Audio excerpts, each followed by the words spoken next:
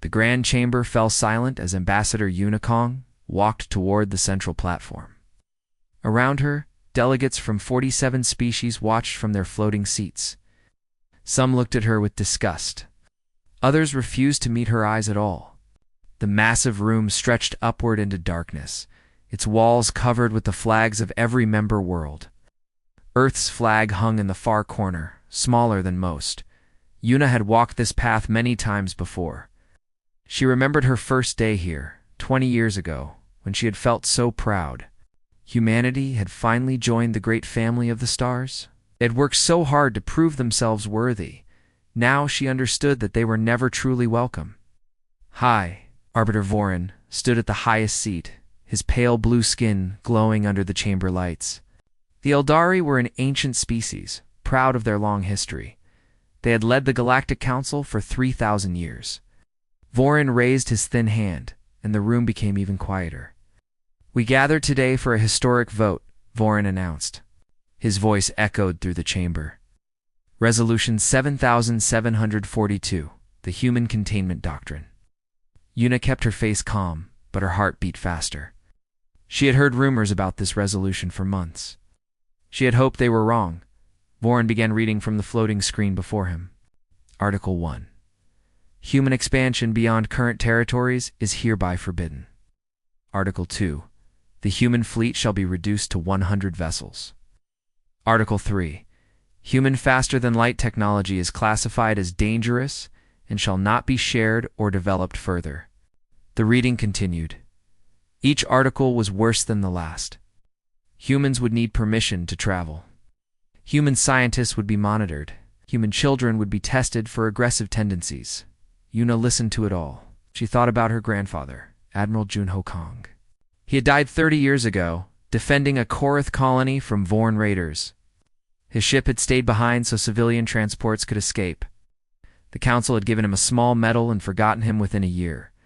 She thought about the Scourge Wars. When humanity lost 2 million soldiers fighting an enemy that threatened the entire galaxy, she thought about the engineers who spent decades rebuilding the Mendari homeworld after the Great Collapse. She thought about every time humans had answered when the galaxy called for help, and now they were being called monsters. Warlord Kessex of the Vorn Dominion laughed from his seat. His gray scales caught the light as he leaned forward. "About time we put these creatures in their place," he said loudly. "They breed like insects and fight like demons. Dangerous combination." Several delegates nodded in agreement. Delegate Thesa of the Korath Collective did not nod. She sat very still, her 4 eyes fixed on Una. The Korath remembered who had saved them. But Thesa was only one voice among many. Vorin finished reading and looked down at Una. Ambassador Kang, the resolution is passed with 41 votes in favor. Does humanity accept these terms? The chamber waited. Everyone expected her to argue, to beg, to negotiate. That was what humans always did. They always tried to make peace, to find middle ground, to prove they meant no harm. Why, Una thought about all of this for a long moment. Then she did something no ambassador had ever done before. She smiled. It was not a happy smile. It was the smile of someone who had finally understood something important. Something she should have realized long ago. "Earth respectfully declines," she said. Vorin blinked. "I do not understand. This is not optional. The Council has voted." "Earth has heard the Council's decision," Una replied. Her voice was calm and clear. "I understand how you see us now. Monsters. Dangerous creatures that need to be contained. After 400 years of service, sacrifice, and friendship, this is your answer." She reached up and removed the silver insignia from her collar, the symbol of her position as Council Ambassador. She placed it gently on the podium before her. "We accept your judgment," she continued. "You have made it clear that humanity is not wanted here, so we will leave." Murmurs spread through the chamber. Kessex laughed again. "Leave? Where will you go? You need us for trade? For resources? For protection?" Una looked at him with something close to pity. "No, Warlord, we do not." She pressed a small button on her wrist communicator. Somewhere far away, Admiral Taiho Park received a simple message. "Bring them home. Effective immediately," Una announced. All human personnel will withdraw from Council space. Our ships will return to Earth. Our scientists will close their laboratories. Our soldiers will leave their posts. Our engineers will shut down their projects. Vorin stood up quickly. You cannot do this. The treaties require mutual respect, Una interrupted. You have shown us there is none. We release you from all obligations, and we release ourselves as well. She turned and began walking toward the exit. Her footsteps echoed in the stunned silence. You will regret this, Vorin called after her. You will come crawling back within a month. Yona stopped at the door. She looked back at the assembled delegates, at the flags of 47 species, at the small Earth flag in the corner. We gave you everything, she said quietly. Our blood, our sweat, our children, and you called us monsters. Perhaps you were right. Perhaps we are monsters. She paused. But we are monsters who remember every kindness we showed you. And we will leave you to discover what the galaxy looks like without us. The door closed behind her. Across the galaxy, the message spread like fire. Every human ship, every station, every outpost received the same order. Engineers packed their tools. Soldiers lowered their weapons. Scientists encrypted their research. Doctors said goodbye to their patients. The Great Withdrawal had begun in his flagship. The horizon, Admiral Taiho Park watched the first human vessels begin their journey home. His face was tired but determined. Beside him, Captain Minho Rue asked the question that everyone was thinking. What happens now, Admiral? Taiho looked out at the stars. Stars that humans had protected for 4 centuries. Stars that had never thanked them. Now, he said softly, they find out. 3 days passed after the humans announced their withdrawal. In the Grand Chamber, the mood was cheerful. Warlord Kessex hosted a celebration, raising his glass to what he called a new era of purity. Many delegates joined him, laughing and toasting to the future. Good riddance, said the delegate from the Ventari Union. They were always too emotional, too unpredictable. Now we can finally govern ourselves properly, agreed another. High Arbiter Vorin watched the celebration with a small smile. He had expected more resistance from the humans. Perhaps they were weaker than he thought. Perhaps they had finally accepted their place. Only archivist Pela did not celebrate. The small Mendari female sat alone in the great library, surrounded by floating screens. Her species was known for keeping records. They remembered everything. And Pela was beginning to remember things that worried her. She pulled up old files. Reports from decades ago. Centuries ago. The more she read, the more her stomach turned cold.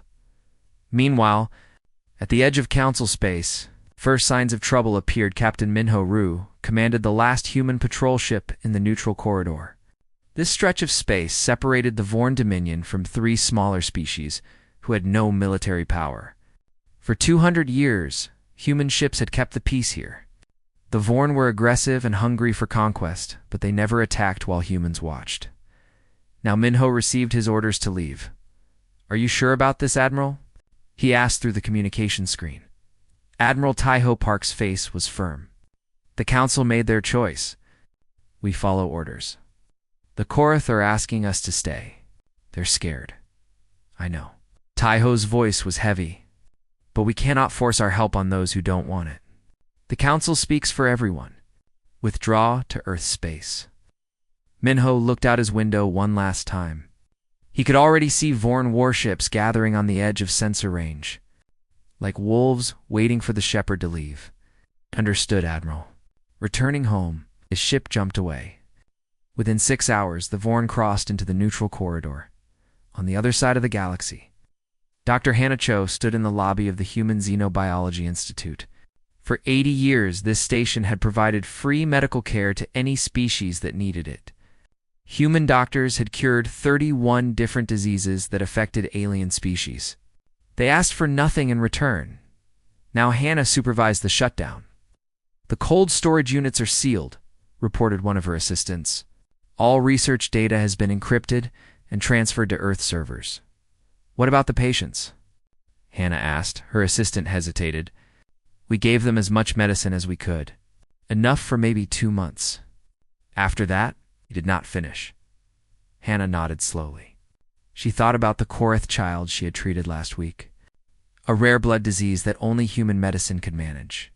The child's mother had cried with gratitude. There must be other doctors, Hannah said quietly. Other species who can help them? Her assistant shook his head. No one else studied these diseases. No one else cared enough.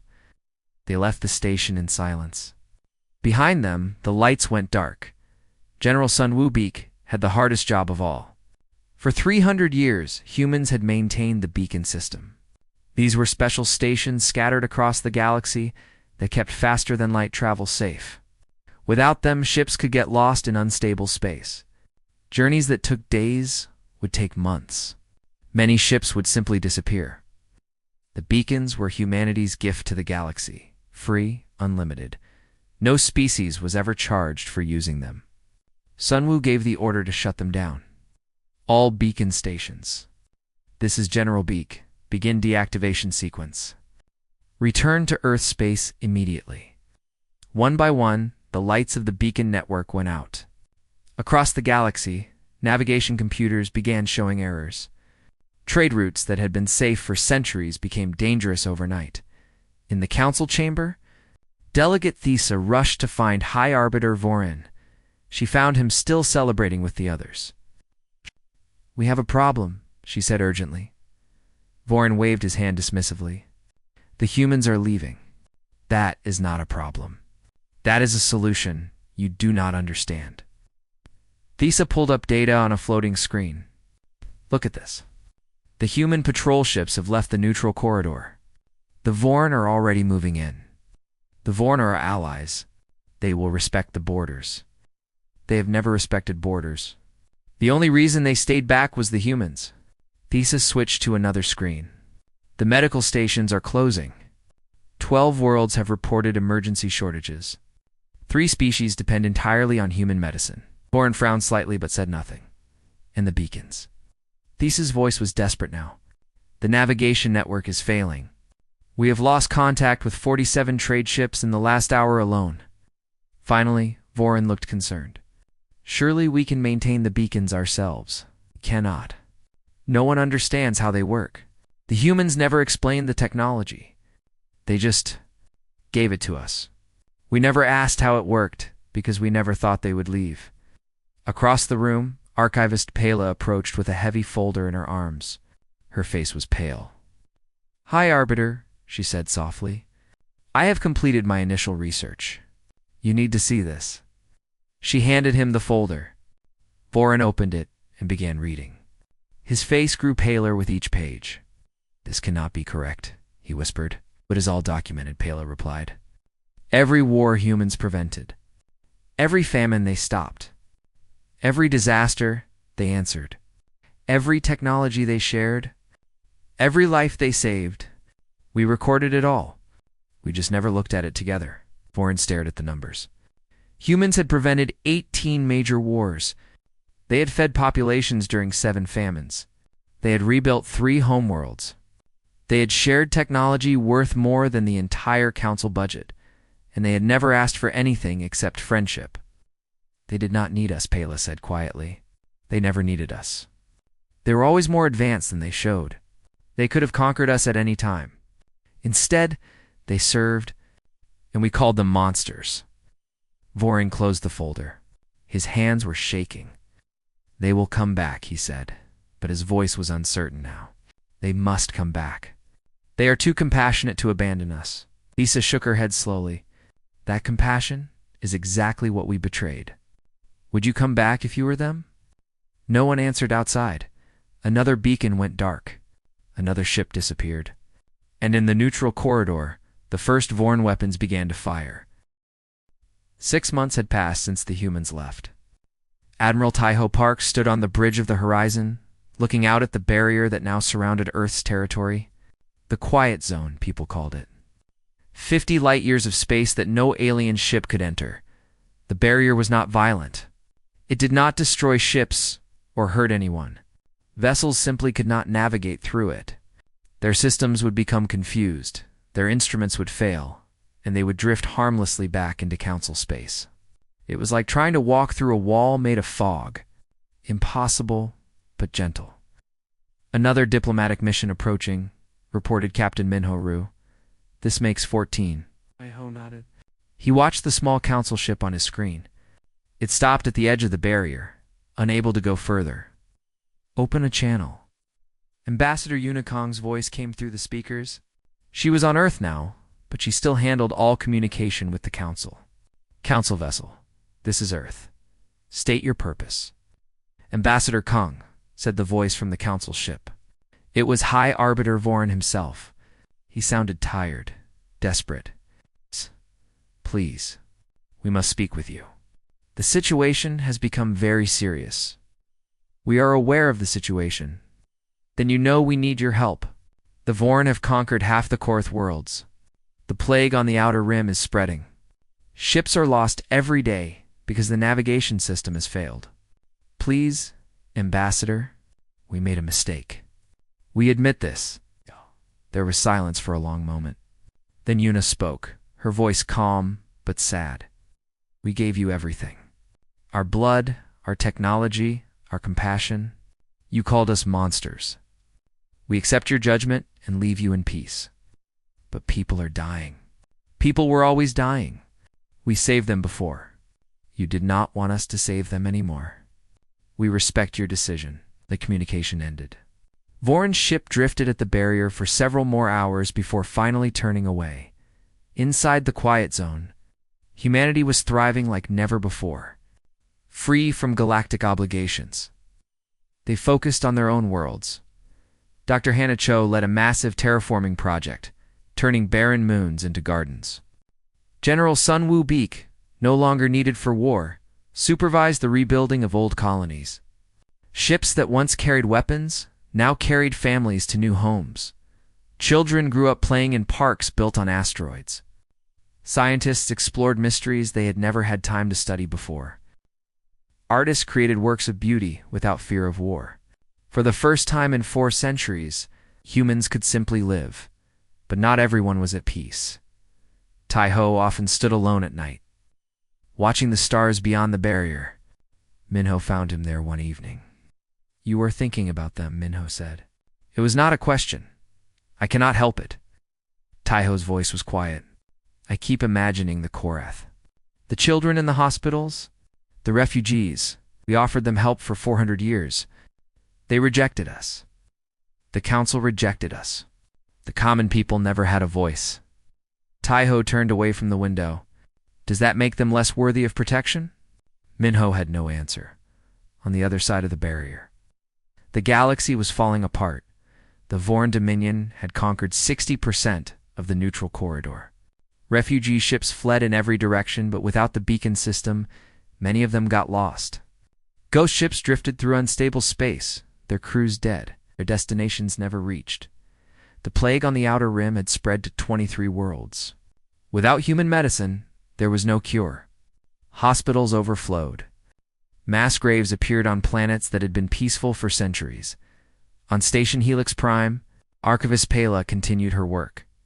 Her document had grown to 4,000 pages. She called it the Human Contribution. Every day she added more evidence of what humanity had done for the galaxy. Every day the truth became more terrible. She presented her findings to the council one afternoon. The chamber was half empty. Many delegates had gone home to deal with their own crises. Those who remained looked exhausted and afraid. This is the complete record, Pela said, placing the massive file before them. Everything humans did for us. Everything we lost when they left. Warlord Keswick snarled from his seat.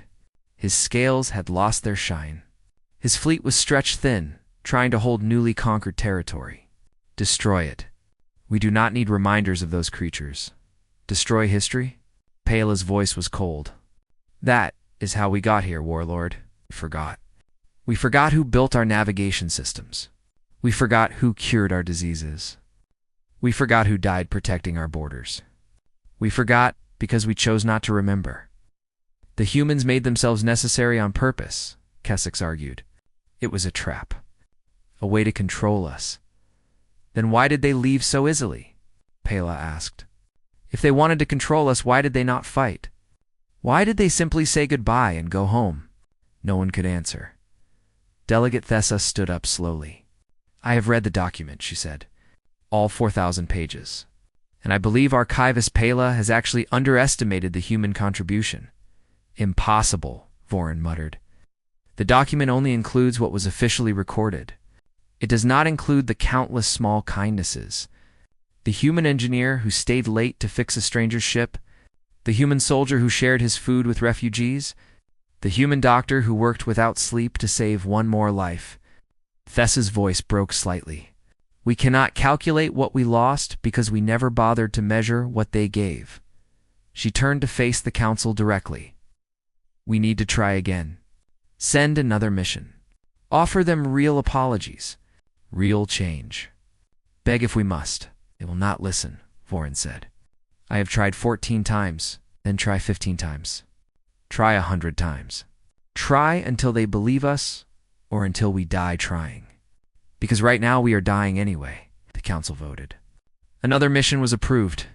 This time, Delegate Thessa would lead it personally. Her ship reached the barrier 3 days later. She transmitted her message and waited. Ambassador Unikong's response came after an hour of silence. "Delegate Thessa, "I remember you. You were kind to us when others were not. Ambassador, I come to beg. Not for myself, but for the innocent. Children are dying. Families are suffering. They did not vote for Resolution 7742. They did not call you monsters. Please do not punish them for the Council's sins." Another long silence. "We are not punishing anyone," Una finally said. "We are simply gone. The galaxy must learn to live without us. Perhaps it will be better that way." "It will not," Thessa said. "You know it will not." "Perhaps. But we cannot know for certain until we try." Una paused. "Goodbye, Delegate. I wish you well." The barrier remained closed. Thessa's ship drifted at its edge for 3 days before she finally accepted defeat and returned home. In her cabin, she copied Pela's document onto her personal storage device. She would share it with every world she could reach. The galaxy needed to remember what they had lost, and maybe, just maybe, remembering would be the first step toward deserving a second chance. 2 years after the humans left, the galaxy had become unrecognizable. Warlord Kessex and his Vorn Dominion controlled nearly half of Council space. Billions of refugees wandered between dying worlds.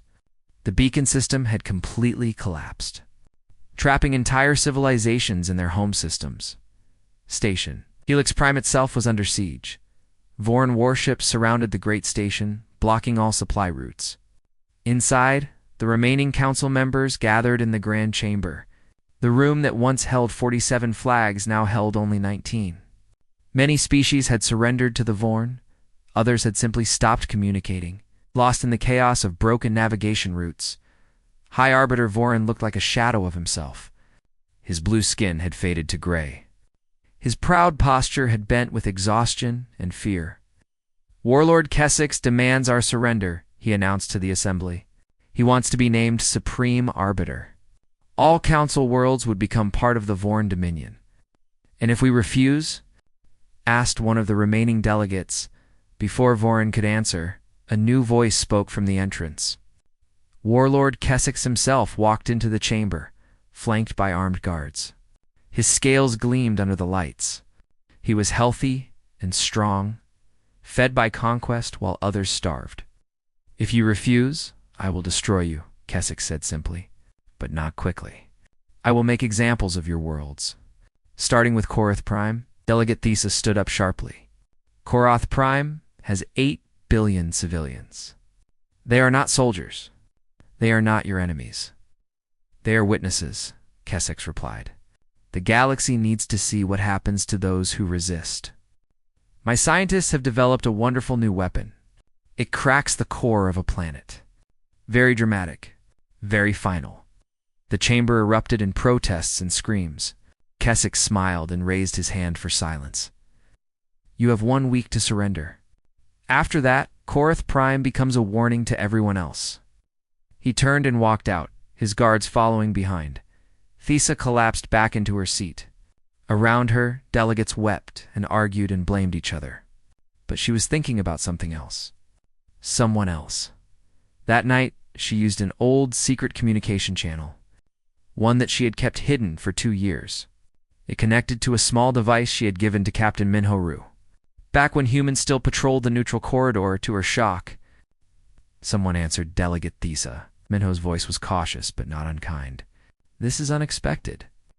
Captain, I need to speak with your leaders. Please. It is more urgent than anything before.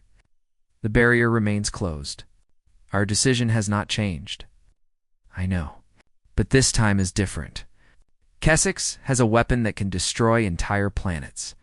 He plans to use it on Korath Prime in 7 days. 8 billion people will die. Thesa's voice cracked. Children, Captain. Millions of children. They did nothing wrong. They were not even born when the Council voted against you. There was silence on the other end.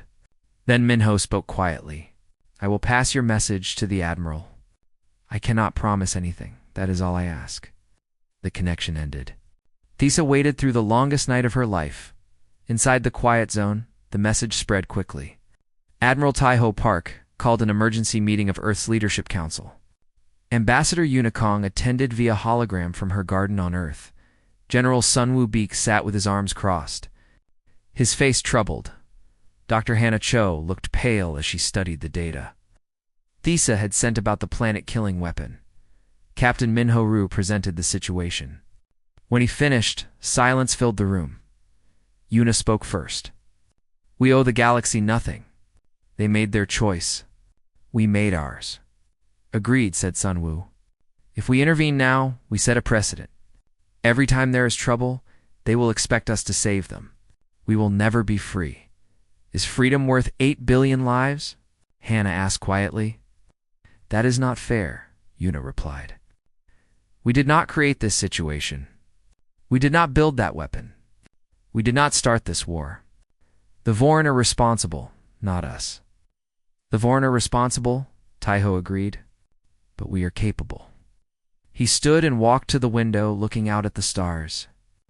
For 400 years, we told ourselves that we helped the galaxy because it was right, because compassion was the highest virtue, because protecting the innocent mattered more than our own comfort.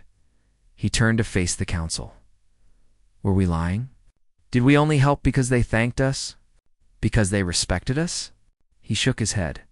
If that is true, then we were never as noble as we believed. We were just seeking approval. They called us monsters, Yuna reminded him. Yes, and monsters would let 8 billion innocents die to prove a point. Taiho's voice was heavy but certain. I do not want to be a monster. I do not want humanity to become what they accused us of being. Hannah nodded slowly. The children on Korath Prime did not vote for Resolution 7742. They did not call us anything. They simply exist, and they will die, and we could have stopped it. Sunwoo uncrossed his arms with a sigh. If we do this, it must be different than before. We cannot return to the old ways. Serving a galaxy that hates us, pretending everything is normal? Agreed, Taiho said. This is not a return. This is a single action. A gift, freely given, with no expectation of gratitude. We save Korath Prime. We demonstrate that humanity cannot be threatened, and then we leave again. Permanently. He looked around the room. The question is simple. When we had the power to save millions of innocent lives, what did we choose? Our children will ask this question. Their children will ask. The answer will define humanity for generations. Yuna was quiet for a long time. Then she closed her eyes and nodded. Very well. One action. One message. And then we are done forever. The vote was unanimous. Across the quiet zone, orders spread through the fleet. Ships that had been exploring and building were now preparing for war. Engineers loaded weapons that had not been used in 2 years. Soldiers put on armor they had hoped to never wear again. Admiral Taiho Park stood on the bridge of the horizon, watching his fleet assemble. 5,000 warships, each one carrying technology that the galaxy could not understand. Power that humanity had always hidden, always restrained, always kept secret. Captain Minho Rue approached him. "The fleet is ready, Admiral, awaiting your command." Tai-Ho looked at the barrier surrounding their space. In a few hours, it would drop for the first time since the withdrawal. The galaxy would see what humanity truly was. "Send a message to Delegate Thesa," Tai-Ho ordered. "Tell her to evacuate as many civilians as possible to the far side of Korath Prime. Tell her we are coming." Minho nodded and turned to his station. Tai-Ho watched the stars and whispered to himself, "One last time?" For the children who never asked to be part of this war, the horizon hummed with power. The fleet formed into battle lines, and humanity prepared to show the galaxy something it had always feared. Not their cruelty, their mercy. The Vorn Armada surrounded Korath Prime like a ring of hungry wolves. 3,000 warships waited in perfect formation, their weapons aimed at the blue and green world below. 8 billion people looked up at the sky and prayed to whatever gods they believed in. Warlord Kessex sat on his command throne aboard his flagship, the Conqueror. His scales gleamed with pride as he watched the countdown timer. In 30 minutes, his planet-killing weapon would fire. The core of Korath Prime would crack. The world would tear itself apart, and every species in the galaxy would understand that resistance against the Vorn was death. Any response from the Council? Kessex asked lazily. "Nothing, Warlord. They have surrendered to your demands." Kessex laughed. "Of course they have. Without the humans to protect them, they are nothing but frightened children." He leaned back in his throne, imagining the glory that awaited him, supreme arbiter of the galaxy, ruler of 1,000 worlds. History would remember him as the greatest conqueror who ever lived. Then his sensor officer made a strange sound, something between a gasp and a whimper. "Warlord, you need to see this." Kessex looked at the main screen. At first, he did not understand what he was seeing. The stars behind his fleet were ... disappearing. No, not disappearing. Being blocked by something enormous. Then the quiet zone barrier dropped. The human fleet emerged from nothing, filling the space behind the Vorn Armada. 5,000 ships, each one larger and more advanced than anything Kessex had ever seen. They moved in perfect formation, silent and terrible, their hulls shining with strange lights. At the center of the formation was the horizon, the flagship of Admiral Tai-Ho Park. It was 3 times the size of any Vorn vessel, covered with weapons that the Vorn did not even have names for. For a long moment, no one moved. No one breathed. The Vorn fleet, which had seemed so mighty moments ago, now looked like toys scattered before giants. Then a voice came through every speaker on every ship, both Vorn and Korath. The voice of Admiral Tai-Ho Park. "This world is under Earth's protection. You have 1 minute to withdraw your forces." Kessex recovered from his shock faster than his officers. Rage replaced fear in his heart. How dare they? How dare these creatures return now after abandoning the galaxy? How dare they threaten him? "They are bluffing," he snarled. "The humans do not have the stomach for war. They proved that when they ran away." "All ships, attack formation. Show them what happens when they threaten the Vorn Dominion." His fleet began to move, turning toward the human ships, charging weapons. Kessex smiled with vicious anticipation. The humans had made a terrible mistake coming here 40-7 seconds later. The battle was over. No one who witnessed it could properly describe what happened. The human ships did not seem to fire weapons in any traditional sense. There were no missiles, no energy beams, no explosions. Instead, something simply happened to every Vorn warship at once. Weapon systems went dark. Engines stopped working. Navigation computers erased themselves. Shields collapsed. But life support remained perfect. Not a single Vorn soldier died. 3,000 warships, the pride of the Vorn Dominion, became 3,000 helpless metal boxes drifting through space. Their crews were alive, but completely powerless. The planet-killing weapon, the terror of the galaxy, vanished from its mounting. It reappeared moments later, falling into the nearby star. Where it was instantly destroyed, Captain Minho Rue led a small team to board Kessex's flagship. They found the warlord standing on his bridge, surrounded by frozen screens and silent officers. His scales had gone pale. His claws trembled. "Warlord Kessex," Minho said calmly, "you are under arrest for crimes against sentient beings. You will be transferred to Korath authorities to face justice."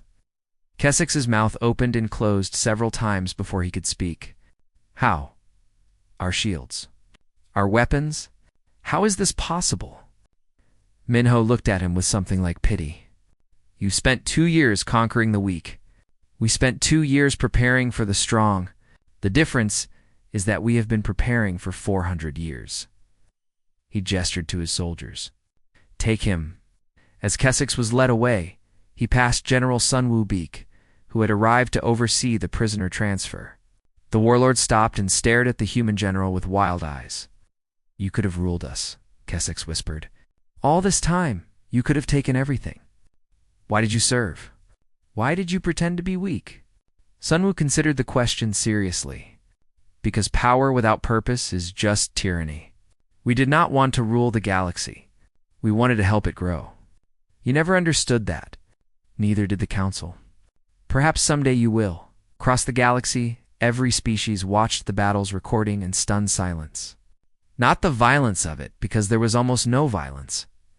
The surgical precision. The perfect restraint. The terrifying implication. Humanity had always been capable of this. From the very beginning, they could have done whatever they wanted. They had technology centuries beyond anyone else. They had power that made the greatest empires look like children playing with toys, and they had chosen, for 400 years, to simply help. The Council watched in their chamber.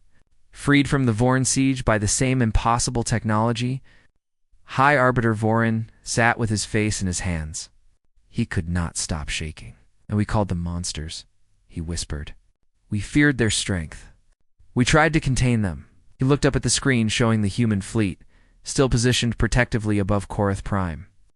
But the monsters were us. They were only ever trying to help, and we punished them for it. Ambassador Unicong appeared on screens across the galaxy. She looked older than she had 2 years ago. Tired, but at peace.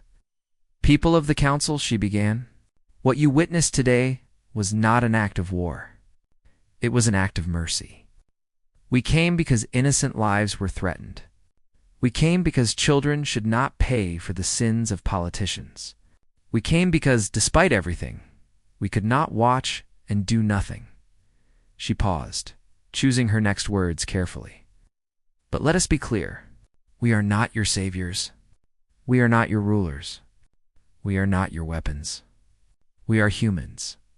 We helped you for 4 centuries because we believed in something better. You taught us that the galaxy did not want what we offered. We accept that lesson." Her voice grew softer, but somehow stronger. "This intervention is a gift. There will not be another. The Vorin fleet will be released once their crews are tried for their crimes. The rest is up to you. You must build your own peace. You must find your own way. We will not return." She looked directly into the camera, her eyes carrying the weight of centuries of service and 2 years of grief. "What you build from here is your choice. Choose wisely. The universe does not give many second chances." The transmission ended. The human fleet, as promised, departed. The quiet zone barrier rose again, this time forever. In the grand chamber, Archivist Pela slowly walked to her desk. She opened her massive document, now over 4,000 pages, and began typing a final entry. She wrote about the battle that was not a battle. She wrote about power that chose gentleness. She wrote about mercy given to those who deserved punishment. And at the very end, she wrote the truth that she hoped the galaxy would never forget. They were never the monsters. We were, and they forgave us anyway. On Korath Prime, 8 billion people celebrated their survival. Children who would have died laughed and played under clear skies. Parents who had expected to lose everything held their families close. Among them, Delegate Thessa stood watching the stars.